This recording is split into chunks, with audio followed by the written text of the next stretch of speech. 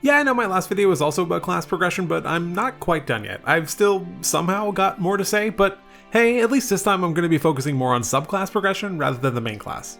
In a recent poll on my channel, I asked you all whether you preferred the standardized subclass progression that the design team had been experimenting with since the beginning of One D&D, or whether you preferred the reversion to the 5e version of the class progression, and it seems like the majority of you actually preferred the standardized progression, and I'm pretty sure that I agree. Mostly because the reversion actually kinda sucks, and the reasons they provided for switching back are totally bogus, so let's talk about it.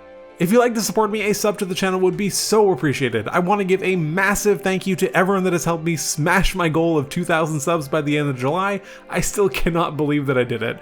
Let's see if we can keep that momentum up and try and maybe hit 3,000 by the end of August. Thank you all so much.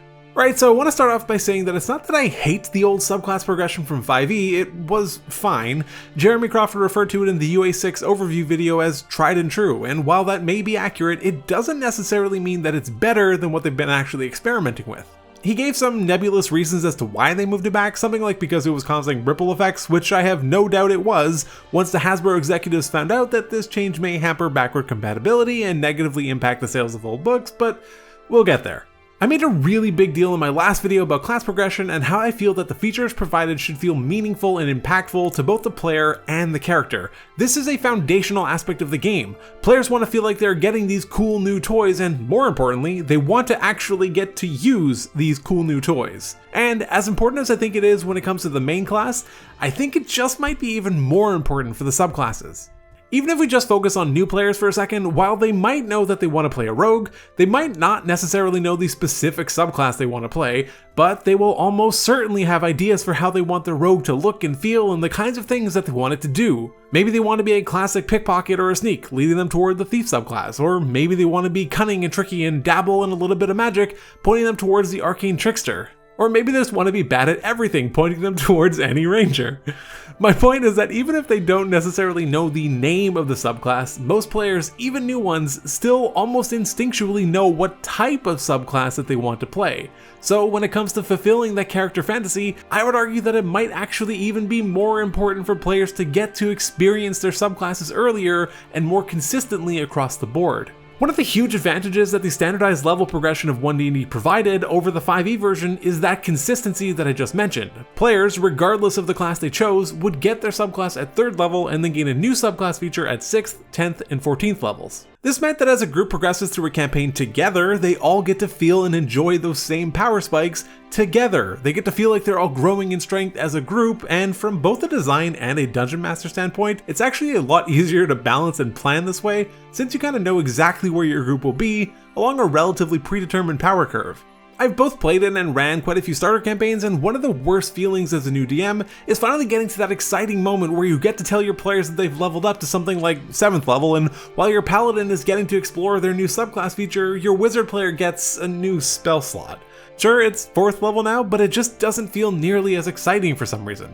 This is just one small example, but these types of moments occur at multiple level breakpoints throughout a campaign, and it's always disappointing as a DM to get such wildly different reactions from your players. For clarity though, I've never actually had a player be mad or anything, but it's obvious that they might feel a little bit bummed out.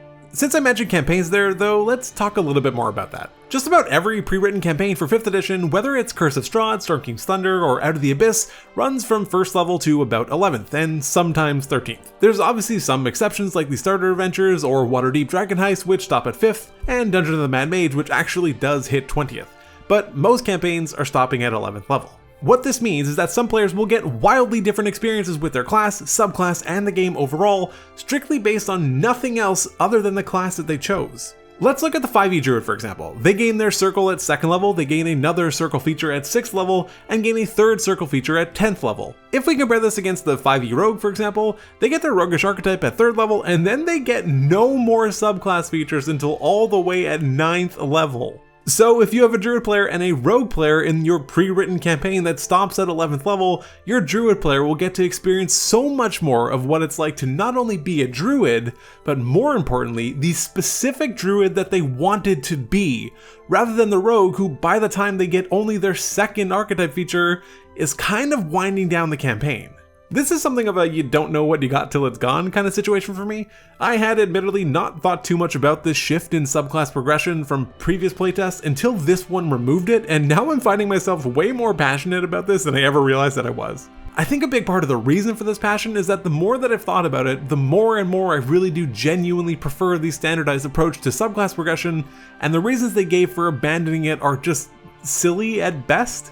What it feels like is that the designers forget sometimes that this game balance doesn't exist in this weird amorphous cloud that they're trying to decipher. The game balance is exactly what they make it. Probably the most universally liked thing about the latest Unearthed Arcana is the rogue feature, Cunning Strike, because it freaking slaps. This is probably the least controversial thing I've ever said in one of these videos, but in the UA6 overview video, Jeremy Crawford mentioned that it was the reversion to 5e subclass progression that allowed them to make that change. I'm sorry, what? The impression that this gives us is that the rogue that we saw in the expert classes UA was just way too heavily front loaded, granting them just too much power in the early game, so the addition of Cunning Strike like that would have just been excessive. But let's compare both character tables for a second here. We can see that the rogue from the expert classes UA receives 7 features through 5th level, whereas the new rogue in UA 6 receives 10 features through 5th level. The new rogue gets way more stuff, and it's better too, and that same trend continues if you compare the entire table.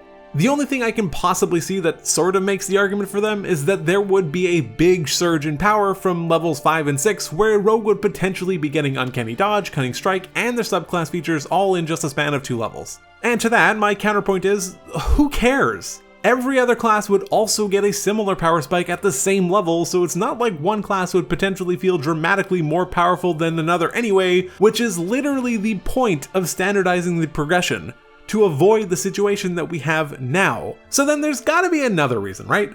Of course there is, and spoilers, it's money.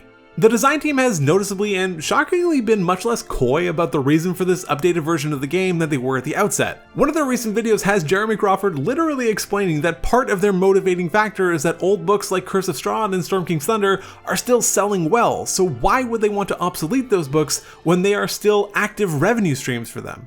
Now, there are 2 ways that we can look at this. One where we take what they say at face value and appreciate that they don't want players who are just getting into the game now to feel like they're already out of date the moment that they buy the books. Or the other more insidious way, where the company is more than happy to prevent meaningful progress or improvements to the game, a franchise that generates billions of dollars annually for the sake of maintaining a currently active revenue stream at the expense of their long-term players. Truthfully, I think the reality is somewhere in the middle here. I've mentioned this in past videos, but I do genuinely believe that the design team was willing to take much bigger swings and make more sweeping changes than the executives at Hasbro were willing to accept, which is causing One D&D to get kneecapped in the process. Sometimes it's hard to not feel like the comments that Jeremy Crawford makes about the old book still selling well and the other ripple effects of the class progression system aren't subtle jabs and signaling to the community that the design team wants to do more. They just can't. This, though, is obviously pure speculation on my part.